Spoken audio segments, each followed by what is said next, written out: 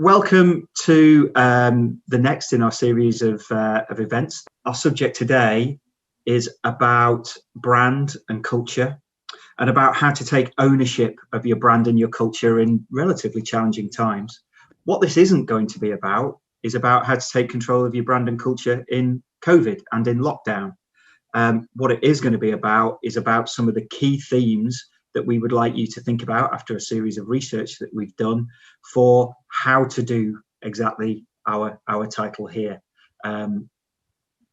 First of all, we should probably do some introductions. My name is Keith Taylor. I'm head of brand at Tempera.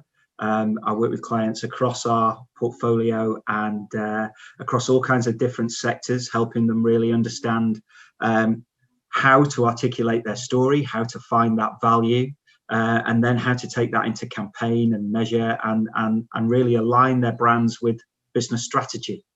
I'd also like to introduce you to my colleague, Daryl. Hi there. I've met a few of you, so hello again. And my name is Daryl Mead, Head of Employee Experience. So I work with our clients on everything from kind of culture right down to tactical employee communications. But we're going to explore today how culture and brand actually come together and how they can work better together. But before we do that, I think it's important to just to kind of set the scene of where we're starting from here. Initially, when we did the research, we thought we were going to have actually two white papers and two sessions. Actually, one focused on our brand research and one focused on our culture. But the research and the feedback actually told us that these things actually come together. And we have a model here that talks about how you connect the strategy, and we think this is really important. So business strategy is all about, develop to meet the business objectives. So most businesses, they will set a business strategy every year, and it's measured and focused every 12 months and checking progress. And every business pretty much has a strategy of what they're doing. It might change year on year, depending on the market and customers and products, but every business has a strategy. The brand strategy is actually there to activate the business strategy. So that's all about, initiatives, programs, products, specifically value propositions for each stakeholder group. And to do that, to activate the brand strategy, it needs to be three things here, which is how we talk about an employer brand. Firstly, distinct, recognizably different, and that always should start with your purpose or your vision, and that's about finding your own voice, your own place in the market. Should be relevant, obviously, to your stakeholders and identify those, whether other investors, employees, customers, NGOs, whatever your kind of key stakeholders, your brand has to speak to them. And certainly authentic in these times of needing to manage reputation and deliver authentic brand strategies and brand propositions. We'll talk about this in a little bit more detail shortly. And the third aspect is culture strategy. So the culture strategy is what delivers the brand strategy. So think about your people as how your people behave and what they value, your culture, your employer brand. Everything you do as a business actually is about your culture, and that helps deliver the brand strategy. And it's important, we'll have a look at this a bit later on, but it's very important to be quite deliberate about a culture strategy because we think it's a competitive advantage.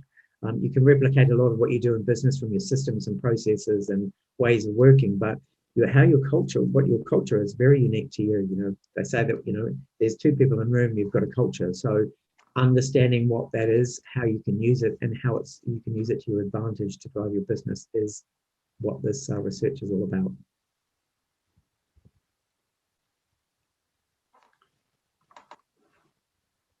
So this is kind of our start point. About a year ago, in fact, I am now officially into my 53rd week of working from home. Obviously, the world changed for us all, and we didn't really have any idea about what that was really going to mean. I think we'd have thought about it differently if we thought we'd still be working from home right now. But before that, Daryl and I had been asked quite regularly similar questions, and we meet businesses and clients, and we have lots of prospect meetings as well, and lots of similar things were coming back to us, and people were asking us, hey, listen, the world's changing at a pace we've not seen before, and there's a lot of uncertainty, and uncertainty creates risk, and risk can actually sort of make people and businesses slightly decision avoiding, and what we're looking for is some advice. We're looking for what's everybody else doing? What are my peers doing? How do I plan for something that's unknown? And what are the guides and tips that you could give us, particularly in the brand and the people culture space? So Daryl and I were like, look, we can use our expertise here in this moment, but as we know, the thing that we faced was relatively unprecedented. And at that point, you start to think, well, I can give my advice, but how substantiated is it? And we saw an opportunity really to go out and actually perform a piece of research that meant that not only could we give more substantiated advice, but actually we could have a substantiated point of view about what people were actually thinking about as being the most important aspects for brand and people and culture going forward for the next 12 months. So it wasn't a look back, it was definitely a look forward. And what became interesting about the whole thing was that, of course, we then conducted that research around some quite different business environments that none of us had actually faced before. So for me, it became more valid. But like what I wanted to say was this isn't a piece of research about how to deal with lockdown and how to deal with COVID. It's actually a piece of research about the most important business themes that were informed by our collection of research candidates. So initially, as Daryl's already said, what we intended was to have a white paper for brand and a white paper for people and culture. But what we found was we kept returning to really similar themes. And those themes were actually things that became quite sensibly linked back to the slide that you've seen before about how you take business strategy into brand strategy, into people and culture strategy. So this was the methodology. First of all, we set off with online data. We did a brand survey and we did a people and culture survey. Across those two, we actually ended up with a really good response rate. We had 328 respondents that gave us really meaningful data.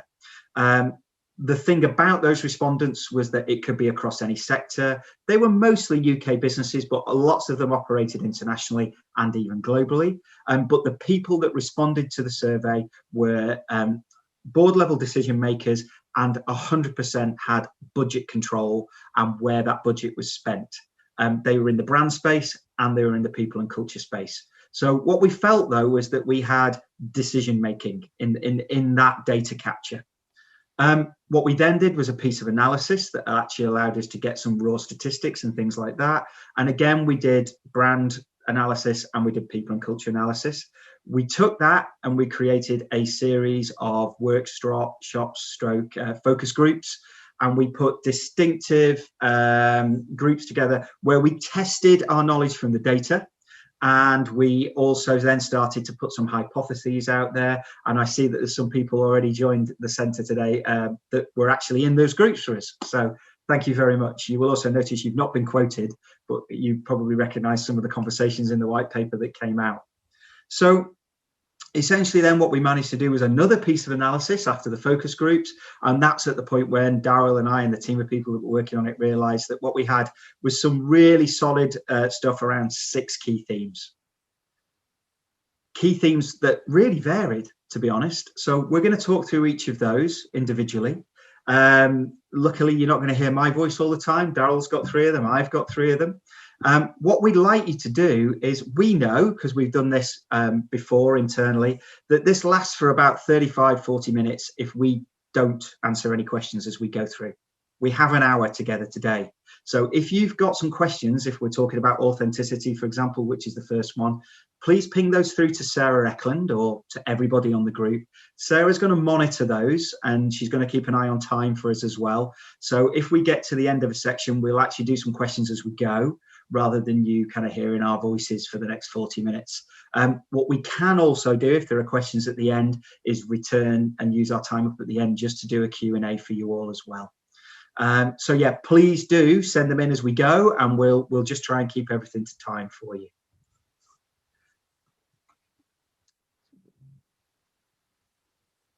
So to get us going, as I say, there was a whole series of data, there was a whole series of analysis that we did as well, and there's more about that in the white paper version of this, but we're just going to give you a couple of stats just to kind of get you thinking and into the space for some of the things that we learned. First of all, 45% felt that their brand proposition actually hadn't supported their business. And I think that's really reflective of changing environments. And if you think about this, go back a year, what people, we often use this thing, is your brand fit for purpose? And what we mean by that is your brand aligned to your business strategy, and is it actually activating your business strategy and allowing you to communicate and do business with the people that you want to do business with and communicate to? 45% of our survey results said no, they didn't feel that actually it was empowering their business strategy. And further to that, 48% had actually said over the last few months that what they'd found was that they'd made active changes to their brand strategy, not their comms, but at this point, the actual strategy.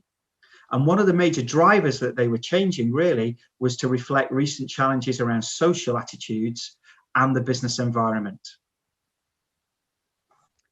And I touched on culture as a competitive advantage just earlier, and it's interesting. 55% believe their people and culture strategy does provide a competitive advantage, which is great in one sense, but it kind of also means 45% don't think it's helpful to them. And interestingly, only 43% they're effective or very effective at tracking their culture. And this was kind of not surprising, because it's when we talk about culture, we'll explore this a little bit more, but many clients I've spoken to and some of you have talked to, culture can seem a little bit difficult to measure and track and define, but we've got some ways and suggestions how that can happen. I think measurement's one of the key themes that have come out of this. Daryl and I were really surprised at the results that we find. I mean, obviously in your own mind, you have a bit of a hypothesis of what you think you're going to learn. And in some cases that was true, but in a lot of cases, what we were really surprised by some of the data. And measurement and tracking is something that we found to be really lacking across brand and people and culture. If you actually think collectively as a group of clients, the amount of money that you spend, not only on your brand and your people and culture strategy, but then the collaterals and the assets and the digital campaigns and then the cross media campaigns that you do, the lack of measurement to us was at times quite incredible. We're not going to start there though. We're going to start on authenticity. Authenticity came out as a really, really key theme. And I think, we've already talked about the fact, haven't we, that 48% of people that responded to our survey had actually felt like over a sort of a 6-month period that we were conducting the research, that they had actually felt like they had to make changes to their brand strategy in particular and their people and culture strategy in order to be relevant. And the thing that they felt that they were not as relevant as they could be to was social changes, social attitudes, environmental issues, sustainability, ESG, and then what that actually meant in the workplace to people as well. And I think what we really learned was that when we did a deeper dive into that what people are looking for from brands and from businesses is they're looking for trust. And they're expecting trust. Now, if any of you has worked with us before, you'll know that one of the things we don't do is ever build a brand promise around trust. This whole idea of trust us isn't something, that we would ever build. What we would build is reasons to trust you. Because of course, trust is something that you are given. It's not something that you try to take. Trust is built up over time. It's not something that you can own. And we also know that trust can be quite easily lost. But what we found was this subject of authenticity has really come about because actually what people are demanding from businesses that they either work for or engage with or buy from is that element of trust. Trust is an ethical promise. And I think where the big shift has come in, certainly from our research and our data, is that actually it has to be an ethical practice at the same time. No longer is it good enough for brands to make a brand promise if their operational structure that delivers that brand promise or service or product or whatever it is isn't practicing in an ethical way. What that's also meant is that we've got some themes around authenticity that fall into the creative space. And what we also find is there's been a real change in design and creativity and how we think about it, and also a real change in how we communicate. And there are two key themes around that. Number one is that we think for the next 12 months, there's going to be a rule of simplification and humanization. Our communications, if you're going to build trust, need to actually be more simple in what they do. We need to be famous for something. We need to own it. We need to substantiate it. And that needs to be very simply communicated and understood. That's not new.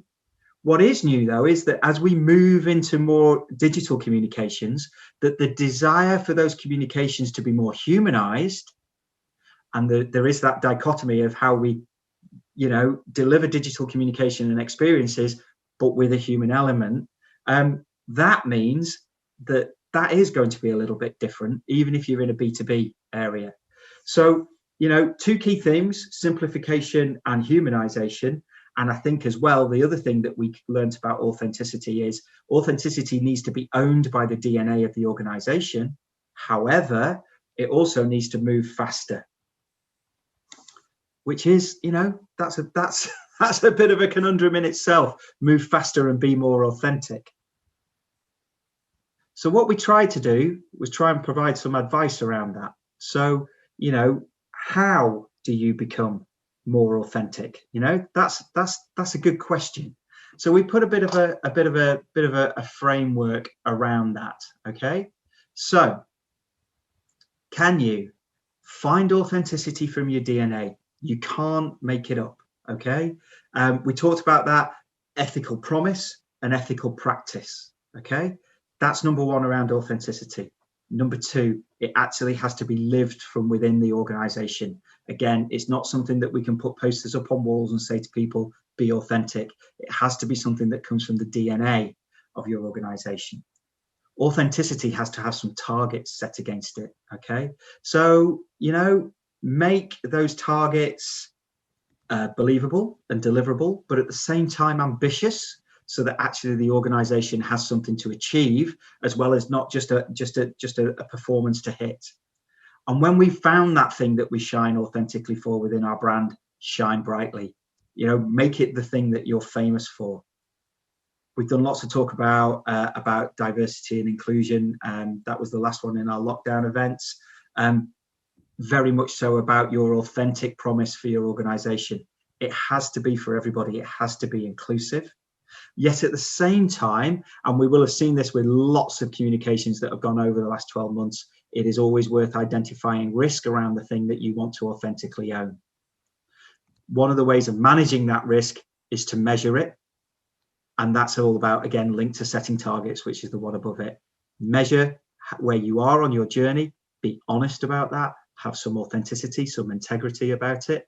And of course, the thing is, if the world's changed, if your business model's changed, if people are looking for different things, manage it carefully, but change it. It's okay to change it. You don't have to sort of hold on to this burning platform. You can move on to other things so long as you manage it in the right way. Next one.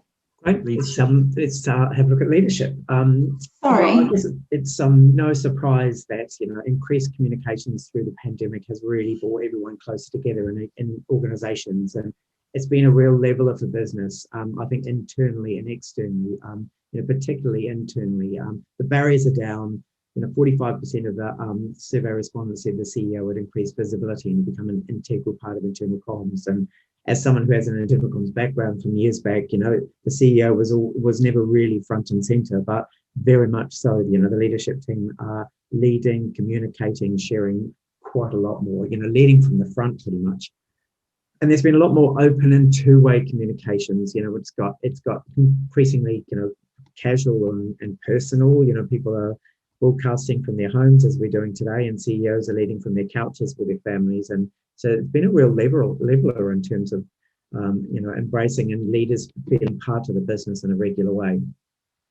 But in terms of managing exposure, it's an interesting one. We have a bit of feedback about it. Sometimes it's the natural extrovert leaders that are very good at this. When we know that not every leader is and needs to be a big noisy extrovert leader, that we have to consider different styles, different leadership styles, and particularly when you look at a leadership team, they all have different ways of working and different ways of being and communicating. So it's really important to consider the quieter leaders or those with different styles of leadership. And also continually review. What we found is that it's important to continue to review what you're doing, manage the Zoom fatigue, manage the frequency of communications, and mix it up with different voices and keep the content regular and fresh, because the regular communications can kind of get stale. So it's really important to mix it up. Sharing the burden is a really interesting one in terms of spreading the load. And this really talks to the importance of managers, line managers here. One of the quotes that we had was, roll out the CEO, but also bring on my manager. And we know inherently that the manager-team relationship is where engagement happens. That's where the rubber hits the roads in terms of how people feel about coming to work. So, it's important to really build confidence and competence with line managers to make sure, do they understand the messages? What's their role? Do they understand how they have to place, the bigger company messages into the context of their own team or department? And one of the big issues that's facing leaders and managers in every business right now is hybrid working. What does it look like when we have the offices open? What's that blend going to be in? How will we work with remote versus office teams? And that's really going to demand some really different and new skills, I think. We're going to be needing lots more empathy. Managers are going to need to listen, a different level of planning, understanding where people are and how people are working and how to connect. So there's that level of agility and change, and be ready to flex. And I think it's really just about staying close to the people. And that's all about listening, responding, feeding back, and just making sure the leaders are involved and know the pulse of the organization, I think. Purpose. This is a really fascinating topic for us because, in our business, we're talking a lot about purpose with our reporting clients, and it's a thing that's been right at the top of the agenda for many organisations. And I think it's fair to say, Keith and I, when we started this research, we were maybe slightly wary about a bit of purpose washing. A few examples of companies just wanting to write a statement and then tick off that, well, I've done my purpose because I've written a statement that might read okay and be a bit meaningful. But the good news is what we found is that there's much greater emphasis on purpose at the moment, mostly in part because it's driven by customers and employees, and they're very savvy at spotting inauthenticity. So, hence the brand and your business needs to really stand for something, and why you exist is, important more than ever. And it's really, more importantly, once you've got that purpose statement, you really have to line up the business underneath that. What do you stand for? Why do you exist? And really demonstrate that right through the business to make sure that what you do every day in terms of your interactions, that it all kind of lines up and feels joined up. Has to be relevant for everybody, internal, external, from top to bottom. It really should be that galvanizer, that kind of motivator and compass that guides a lot of the decision making that you do. Whether that's you're thinking about the FRC requirements for reporting, or you're thinking about a brand proposition or a new product, employees, how are they lined up around purpose? Does their work make a difference? Is it meaningful work? And even in boardrooms, how are decisions made in the boardrooms? Is purpose one of those, criteria which you assess and make decisions and assess dilemmas? So the case is there to make sure that purpose is right front and centre, but it's really important to demonstrate those through all your interactions. But there's a bit of a missing link, actually. What we found here is that, only 25% of the surveys respondents said that they're communicating their purpose, vision, and values. And interesting, at a time when through the pandemic, we're a bit surprised at this. So clearly there's a way to go there in terms of communicating tangible outcomes and really lining up people around that. And interestingly, only 22% said recent shifts in responsible business sustainability and social attitudes had influenced their EVP. And while this is EVP specific and not purpose, I think those two things are joined up. It's all about the story that you tell for your business. And purpose and EVP are quite closely linked. So making sure that you're reflecting what's happening in society, particularly sustainability and social impact, are right at the heart of purpose. They're two hot topics around the environment and what's happening socially. And there's never been more change and flex and division around social issues at the moment. So how do you respond as an organisation, and how do you incorporate that into what you do and what you stand for, and how you talk about it is actually as critical as ever. But how do you give your purpose? So we've got just a few kind of guiding 6 things here in terms of how to shape that. First one is about what you stand for. So obviously this is about what you stand for, what's your place, what impact do you make in terms of your impact in the society, and how do you actually make a difference in society, and what's your long-term commitments. The North Star is really that kind of guiding light, you know, and a couple of, we had one survey respondent said, making work better, and the purpose is making our work better, and it's been the North Star in the last 6 months. So some companies have really gravitated around that, you know, around purpose. They've pivoted their offer, they've switched it up, they've done different things, which has really lined up the business around why they're there to exist. You know, particularly companies that are in healthcare and looking after people's health and well-being in the last year, those companies are really gravitated towards the purpose of the North Star. Impact, it needs to make an impact, as I mentioned, right through the business, demonstrable reporting, you know, evidence and stories and stats and data.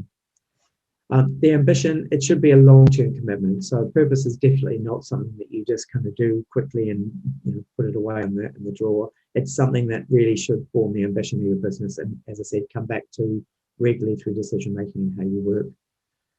Pretty much has to inspire employees as well. You know, everybody wants to come to work and find their work meaningful and feel like they're being part of a business that is making a difference for communities and customers and each other. So important really to inspire your people and substantiate it, you know, prove it. You know, it's all very well making a claim about what you stand for and why you exist, but it's really an imperative that you demonstrate it with evidence.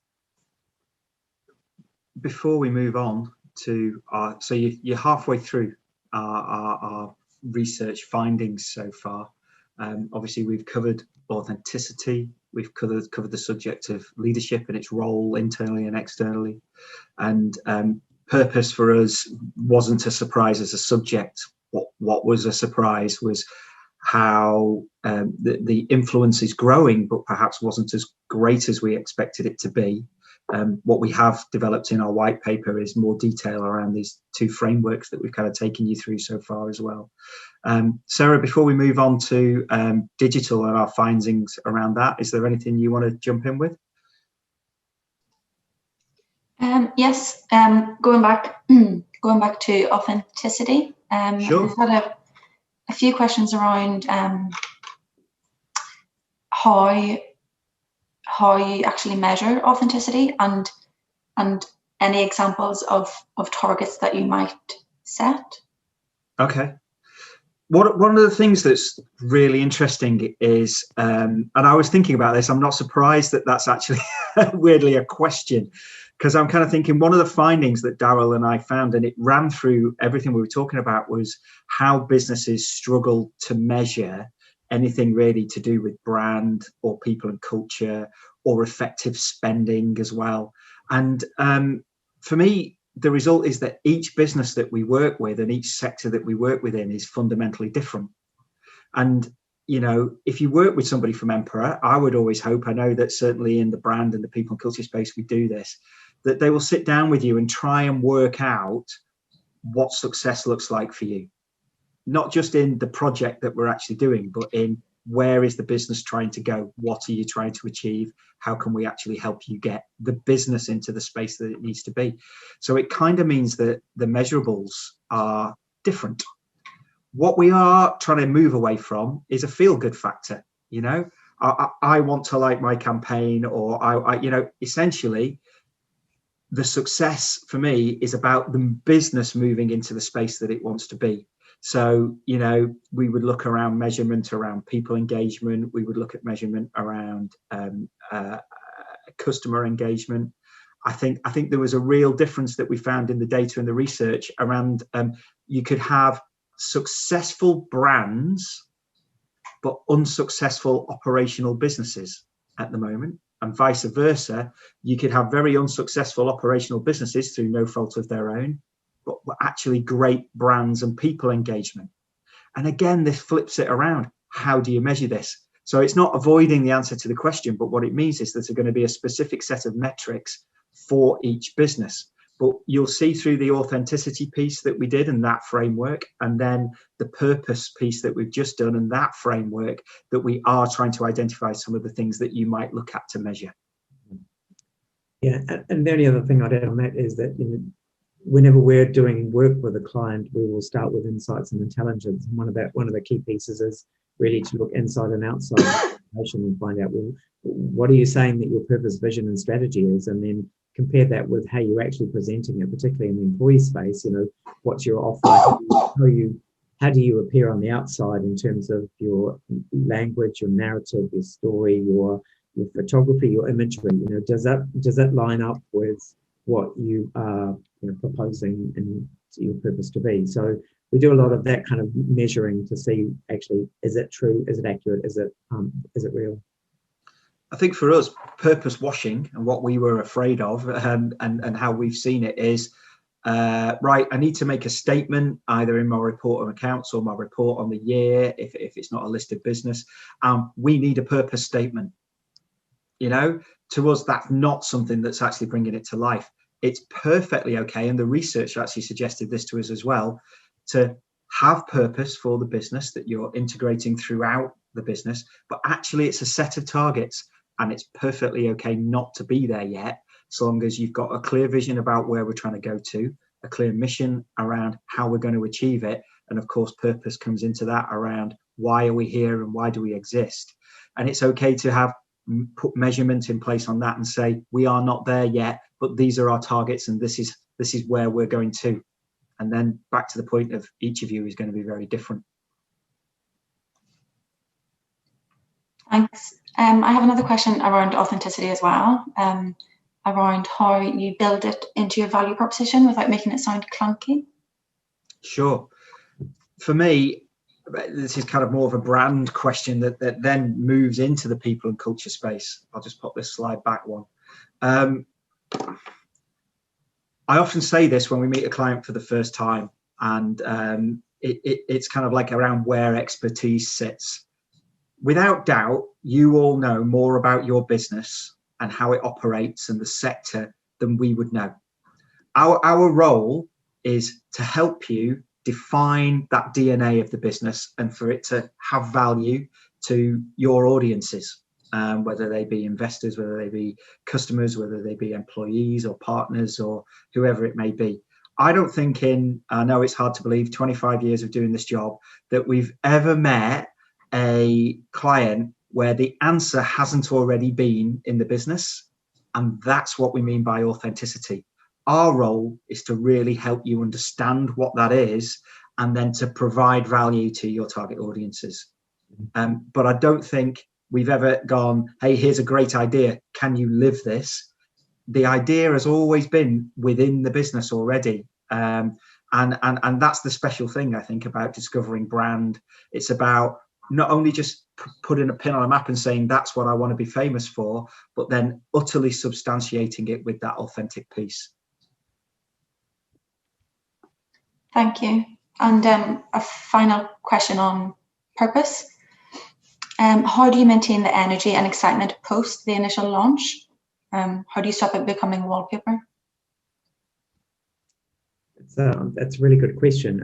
I think it's about really thinking past the launch. So once you've defined your purpose and we got the story together, it's really about how you embed that story into all the, particularly for employees, into the touch points for the business. So looking at the key areas of touch points and leadership communications, through HR communications, your marketing materials.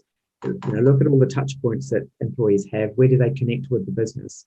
And making sure that that story is weaved in through there, but also capture examples. Making sure that you're capturing specific examples of impact, substantiation. Where you've got people delivering their work or working in a purposeful way. Capture those stories and just share them back with the business all the time. It's a constant thing you need to do to make sure the connection is there to the kind of vision and the purpose. Sure. Yeah, the two big things for me: capturing stories, as Daryl said, and then communicating where you are on that purpose journey. Regular data, regular updates, a realignment if you need to do that as well. If the world changes around you, that's that whole thing about moving quickly that we got from the authenticity piece. The world's moving faster than some of our businesses and our brands do at the moment, and we have to be more agile. That doesn't mean we lose authenticity. We have to gain it. So moving on to digital, which is the next one. This was quite an interesting piece for us. I mean, we kind of expected in the moment of doing the research, because these things are all about timing, not this question around digital is the future, but kind of digital is now. And that's where we thought it might be, because actually, if you look at some of the experiences that we've had, if you look at the pace of change in retail, for example, only this morning, a client of ours from a while back, Thornton's, I see that they have decided not to reopen all of their shops. Now, I know from working with them maybe 10 years ago that they were already thinking about franchise models. They were already thinking around putting placements in other stores and things like that, partnering up with other online gifting companies. These were conversations that were happening a decade ago. So in some ways, it doesn't surprise me, having spent a little bit of time on the inside, that they've made that statement that they're not going to reopen their stores today. I know that there are already things in place for how they see a future. But I think the pace of change over the last 12 months is not something that we probably would have anticipated. And I think businesses have made decisions in a sort of 6 to 12 month period that actually, perhaps, certainly from an IT perspective, they wouldn't have made at the same pace. The risk involved in saying we're going to, operate our meetings in this way, or we're going to make decisions in this way, or we're going to go to market in this way, would not have been as quick. So I think it's fair to say that our virtual lives have accelerated at a pace that we weren't going to expect. But the thing that we found from the research and from our conversations as well is that going forward, a blended mix is going to be required, and that actually digital fatigue, not just in us doing this very thing that we get to the end of the week and think, wow, this isn't how I worked a year ago, but digital fatigue is very real in our shopping experiences, in our partnership experiences, in our brand engagement experiences, in our own experiences in engaging with our own business from a people and culture perspective. And I think that there was around the discussion in our focus groups, there was a real acknowledgement that communications and culture, specifically for digital, it's almost like kind of a bit of a means to an end at the moment. And that actually, if we're trying to get in the culture space real behavior change, we can't wait to get in the room with each other again. And that yes, digital has accelerated, but digital fatigue is real. And that actually what we're craving and where digital is going to fit into the mix going forward is around a more connected senses approach. So touch, feel, sight, sound. How does your digital brand and people culture experiences fit in around this idea of, I still want to touch it, I still want to feel it, I want to see it, and I want to hear it and experience it. We're all doing things so much differently, but I mean, I just think about things like I had to get a new car during lockdown because my other one decided that was the perfect time to pack up. That whole experience just around getting a new car, for example, was completely different to how it had been. I still wanted to feel it, drive it, know that it was going to be this thing that I wanted to engage with for a period of years.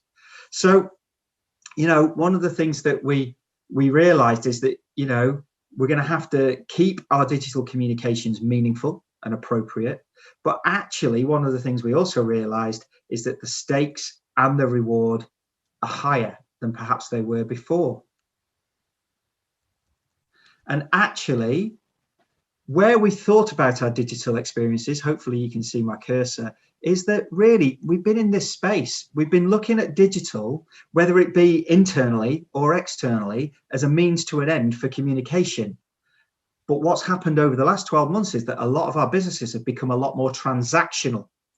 And actually in that transaction, what we've wanted to do is move from disconnected transaction space to actually become both transactional and connected. Where we're actually asking, where our focus groups talk to, though, was about in a really different space to that again. And actually where digital's really needing to go in the next 12 to 18 months is in this space here, where we're having connected, meaningful experiences, whether they be still transactional, because we're conducting more business in that way. But actually, when we start to think about communication, that's the different bit. We want to be more connected and more meaningful. And the way that we do that is in this idea of thinking around the connected senses approach. touch, feel, sight, sound. Culture, who's going to take ownership? This is a really interesting topic for us because we've talked about this a lot in the last couple of years. So it was really great to do some research with our clients just to understand actually, what's the lay of the land, how's it working, who's kind of doing some things interesting and delivering in culture. And what we found actually kind of confirmed what we knew, but it was interesting. So you can see some stats here. 81 rate their delivery of the EVP as average or better. So people think they're doing really well with people promise. But only 43% are effective at tracking their culture. 54% say their culture strategy provides them competitive advantage. So, a bit of a mixed bag there. And only 24% sharing employee stories. And back to that question about kind of authenticity and purpose here, it's the stories and evidence that bring it to life. But I think the big takeout for this was really around the fact that business acknowledges the importance of culture. In fact, everybody would have said, the last year has been the year of engagement in people and culture. However, it's interesting and very unclear who owns culture and who is responsible. When we kind of dived into this a little bit more, we realized that actually very rarely is there one person or one area that owns culture in the business. Traditionally, it kind of sits with HR as being a people-led initiative, but we all know that culture is actually something that everybody does, and it should be owned by the CEO and the whole business.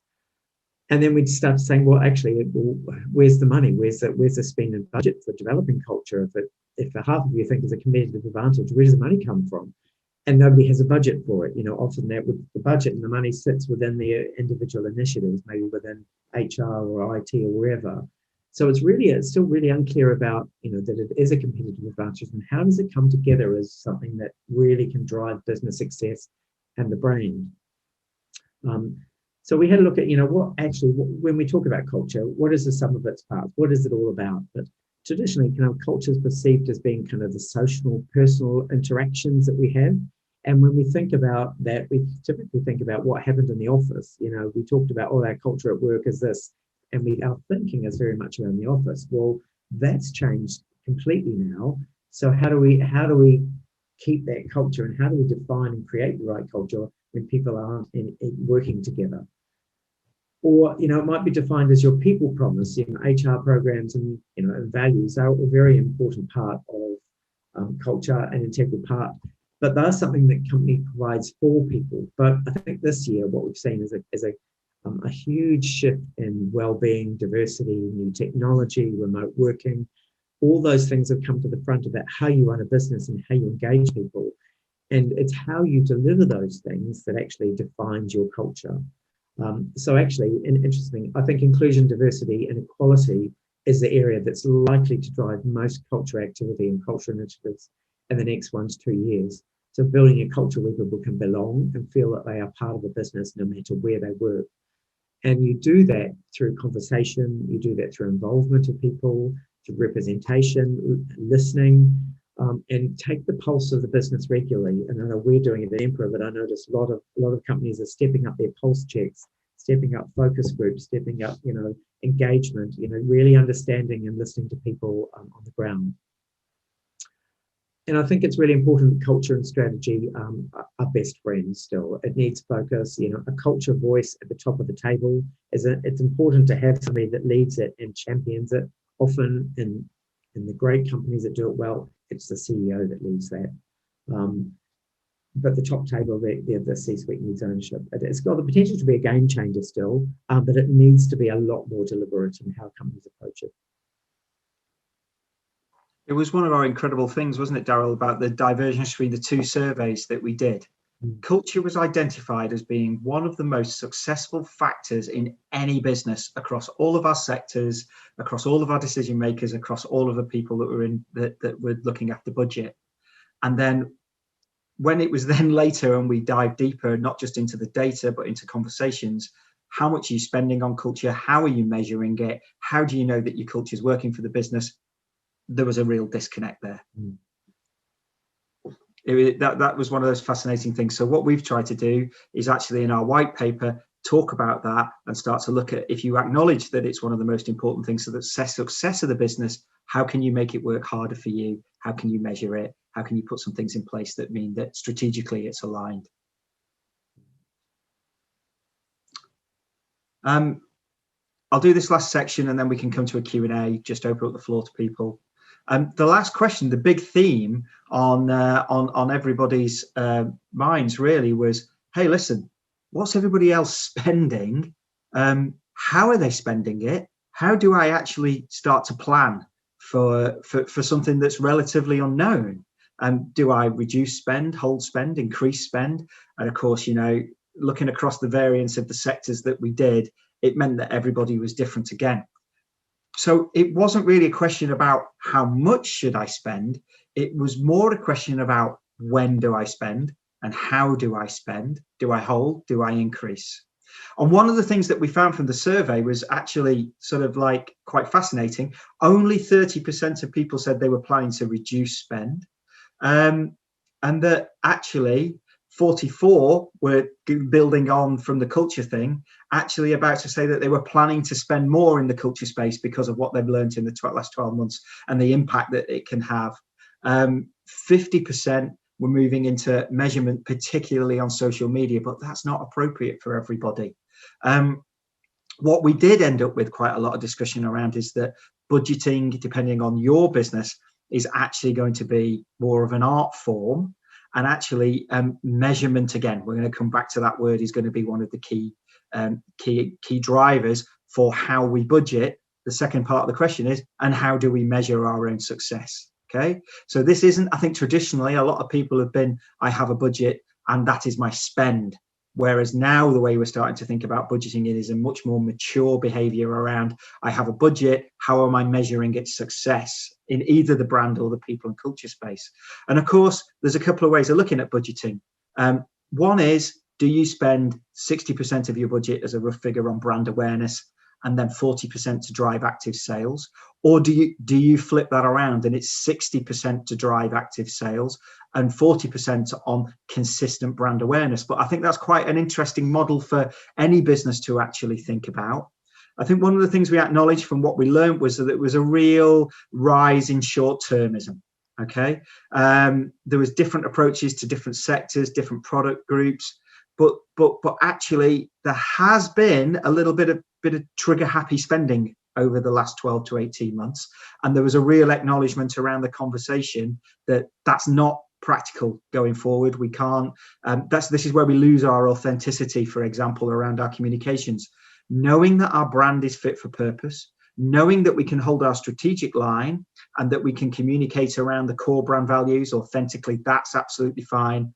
Sort of diving in different directions and doing different things feels a little bit needy, makes us look a little bit trigger happy, is actually very, very expensive to do and loses authenticity. Just think about your own personal engagements with brands and businesses. You know when they've got it right, and it's when they've held their core value. It's when they've flipped around and you've seen some desperation in communications that you've started to disengage. So how we're going to budget and where we spend is going to be different for all. But I think what our survey found actually was that there was some cautious optimism across all of our sectors. So we're going to advise people to think long and short term.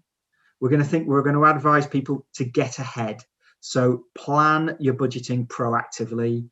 And the other thing is, understand what your peers and your competitors are doing. A lot of the short-termism was triggered by people reacting to what was going on in their market space rather than actually holding a strategic line on it. So I think understanding your peer group, your market sector, what the trends are, how that's working, and then the other side of it is measurement around budget. Actually put the measurement in space that means you can prove back to your business how you're spending, whether it's going effectively. Lots of people come to us and say, what are other people doing? What percentage of our turnover should we be spending? And again, that's really different. I think it's very reflective upon what peer group you're in. And look, you know, what are the things is that marketing is both an engine and kind of a life jacket. You know, we know that it's not easy at the moment, but literally we're going to say, make it targeted, make it considered, make measured decisions, follow them through. And the overall theme is cautious optimism, but be ambitious.